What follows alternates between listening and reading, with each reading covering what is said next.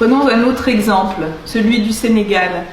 Au Sénégal, les sociétés françaises comme la Fruitière de Marseille, dont les principaux actionnaires sont les grandes chaînes de supermarchés françaises, se font attribuer des dizaines de milliers d'hectares de terre pour des durées illimitées, avec une exemption d'impôt de 99 ans. Elles produisent des fruits et des légumes dont 98% sont exportés vers l'Europe. Traditionnellement, la terre rurale n'appartient à personne dans la plupart des pays africains. Il n'y a pas de cadastre rural. Les communautés paysannes possèdent un droit d'usufruit illimité des terres qu'elles occupent. Mais par d'obscures négociations qui se déroulent à Dakar entre l'État et les multinationales françaises et étrangères, les paysans se retrouvent dépossédés de leurs terres avec la complicité de fonctionnaires sénégalais grassement récompensés.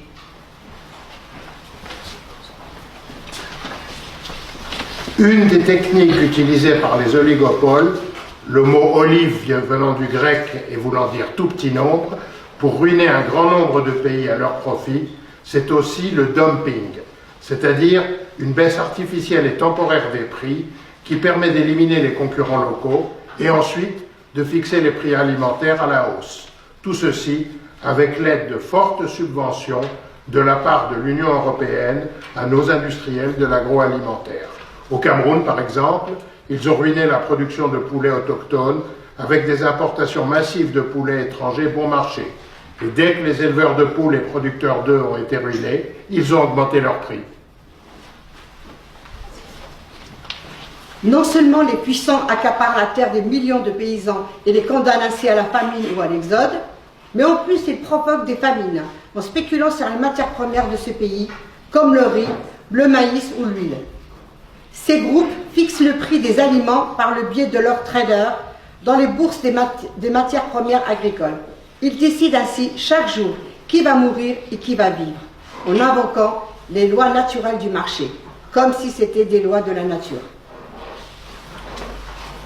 La planète croule sous les richesses. La production alimentaire n'est pas déficiente, mais des millions d'êtres humains sont acculés à la mort ou à l'émigration par la loi du profit maximum pour quelques-uns. Gandhi disait déjà « Le monde a assez pour satisfaire les besoins de tous, mais pas assez pour satisfaire la cupidité de tous ». Monsieur Macron pourrait-il introduire dans le débat public la possibilité d'interdire la spéculation sur les denrées alimentaires, ou bien est-ce, comme l'impôt sur la fortune, patouche?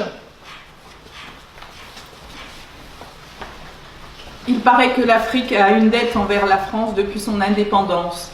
Ceci en raison de tous les bienfaits accordés par la France pendant la colonisation. 14 pays africains sont obligés de déposer plus de 60% de leurs réserves sur un compte d'opération à la Banque de France à Paris.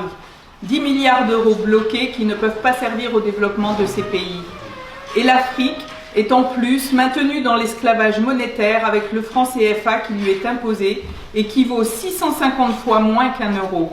Un beau tour de passe-passe, non ? Le franc CFA est la seule monnaie héritée d'un système colonial encore en vigueur dans le monde.